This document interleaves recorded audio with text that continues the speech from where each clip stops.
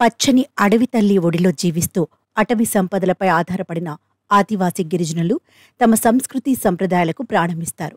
వారు ఏ పండుగ చేసుకున్నా అందులో వారి సాంప్రదాయం ఉట్టిపడుతుంది.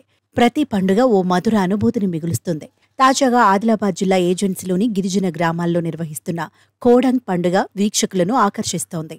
ఆదిలాబాద్ జిల్లాలోని ఆదివాసీలకు ఏడాదిలో చాలా సంప్రదాయ పండుగలుంటాయి. ప్రతి నెలలో ఏదో ఒక పండుగ ఉండే ఉంటుంది. ఇక ఆషాఢమాసం నుండి శ్రావణ మాసం వరకు ఒక ప్రత్యేకమైన ఆచార వ్యవహారాలతో పండుగలను ఘనంగా జరుపుకుంటారు ఆదివాసీలు. ఆగస్టులో అమావాస్య రోజున జామా రామూస్ అనే పండుగను ప్రత్యేకంగా చేసుకుంటున్నారు. ఈ పండుగ సందర్భంగా వెదురు బొంగులను తీసుకుని వస్తారు. అడవి నుంచి తెచ్చిన వెదురు బొంగులకు మేకులు కొట్టి తాళ్లతో ముక్కలను కడతారు. వెదురు బొంగులపై కాళ్లు పెట్టి నిలబడేలా తయారుచేస్తారు. ఇక అలా తయారు చేసిన వాటిని కోడంగ్ అని పిలుస్తారు స్థానికులు. చిన్న పెద్ద తేడా లేకుండా ప్రతిరోజూ ఉదయం సాయంత్రం 2 గంటల పాటు కోడంగ్లపై ఎక్కి సరదాగా ఆడుకుంటారు.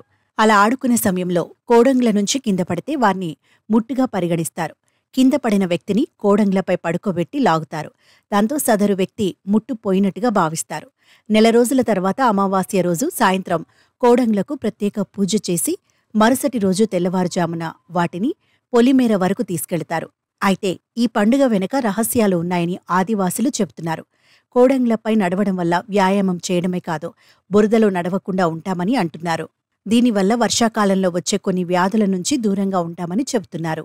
ఈ వర్షాకాలంలో బురదలు నీటి ఇట్లా నడవడం పోవడం రావడం జరుగుతుంది కాబట్టి కాళ్ళకు కానీ ఎలాంటి అంటువ్యాధులు కానీ ఇతర అంటే రోగాలు కానీ ఏవి రాకుండా ఇది కాపాడుతుంది. అట్లాగే ఈ చిన్న పిల్లలకి వ్యాయామం లాగా ఒక వాళ్ళు అంటే ఆటలు ఆడుకోవడం కానీ నడుచుకోవడం ఎట్లా నడవాలనేది ఒక ప్రాక్టీస్ గుర్రాల స్వారీ లాగా ఎట్లా చేయాలనే దాని గురించి ఇక్కడ ప్రాక్టీస్ అనేది దాగి ఉంది. దీంట్లో ఆరోగ్యం దాగి ఉంది. అట్లాగే వారికి శారీరకంగా మానసికంగా బుద్ధిపరంగా కూడా వాళ్ళ మెంటాలిటీ అనేది అభివృద్ధి అవుతుంది.